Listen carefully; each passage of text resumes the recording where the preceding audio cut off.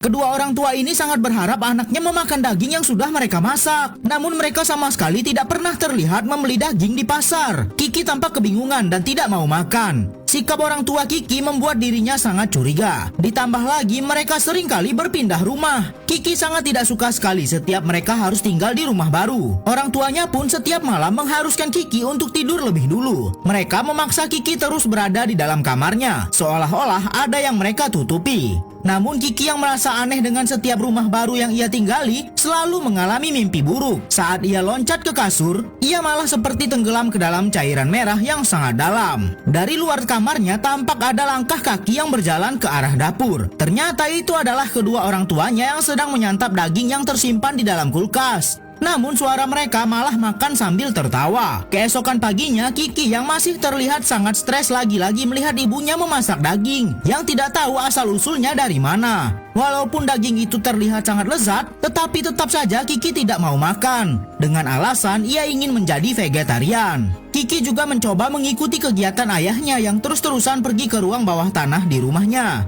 Tapi Kiki sama sekali tidak boleh ikut masuk ke dalam karena gelagat sang ayah itu membuat Kiki sangat penasaran dan mencoba untuk masuk ke ruang bawah tanah itu diam-diam. Tapi ternyata saat dia menyelinap di malam hari, Kiki malah melihat orang tuanya dengan mulut berlumuran darah. Orang tuanya yang merasa sangat panik langsung mencoba untuk menenangkan Kiki dan mengatakan seolah-olah tidak terjadi apa-apa. Kiki pun semakin yakin ada yang aneh dengan orang tuanya. Lalu keesokan harinya saat di sekolah, Kiki diminta untuk menggambar oleh gurunya.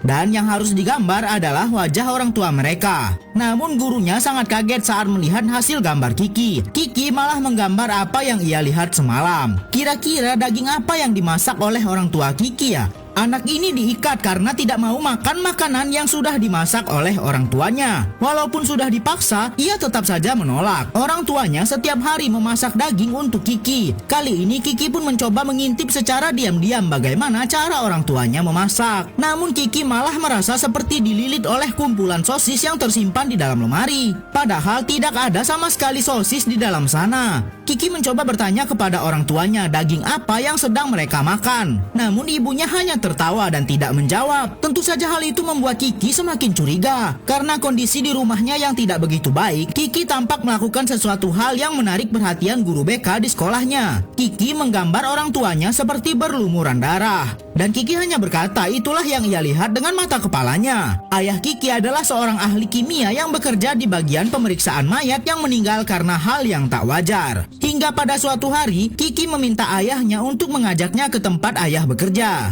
Namun ayahnya malah menunjukkan bagian lain dan mengatakan itulah pekerjaannya. Entah kenapa sang ayah malah menutupi pekerjaannya yang sebenarnya. Gelagat orang tuanya pun semakin aneh saat entah kenapa sang ayah menjadi sangat rajin memasak. Dan kali ini ia memasak sandwich dengan isi daging dan hati. Karena masih penasaran dengan apa yang sebenarnya dilakukan oleh sang ayah, Kiki pun diam-diam menyelinap masuk ke dalam ruang rahasia yang terdapat di tempat ayahnya bekerja. Dan ternyata benar, saat Kiki bersembunyi, ayahnya masuk ke dalam ruangan itu. Sang ayah melihat satu persatu mayat di sana. Saat ia melihat sudah ada yang pas, ayah pun langsung mengeluarkan pisau bedah dan mengeksekusi mayat itu. Kiki hanya bisa terdiam melihat tindakan ayahnya. Lalu saat sang ayah tak sengaja menjatuhkan gunting bedahnya, Kiki malah mengambil gunting itu. Untung saja saat sang ayah akan melihat ke bawah, ia mendengar suara gemuruh dan melihat ke arah lain. Dan Kiki berhasil kabur dari ruangan itu.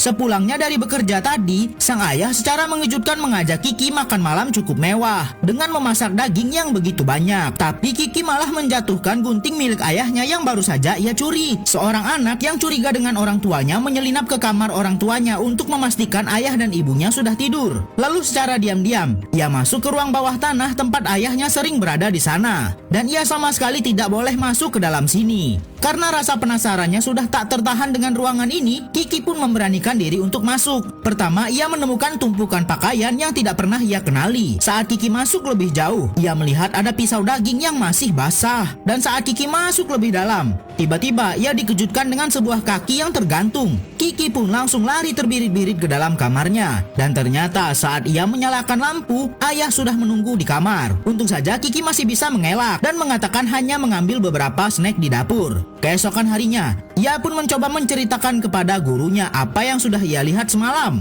Ia mulai bercerita semua keanehan orang tuanya dan apa yang pernah ia lihat. Karena sang guru takut Kiki hanya halu dan mengalami gangguan mental, guru itu pun mencoba mengikuti Kiki untuk memeriksa sendiri dan mencoba melihat dengan mata kepalanya sendiri apa yang sudah diceritakan oleh Kiki. Mereka pun masuk ke dalam ruang bawah tanah dan di sini sang guru masih berusaha menenangkan Kiki. Di sana ada tikus dan guru ini mengira Kiki hanya takut dengan tikus yang ada di sana. Lalu saat bu guru membersihkan tempat tikus tadi berada, ia kaget karena tiba-tiba ada mayat seorang manusia tiba-tiba terjatuh.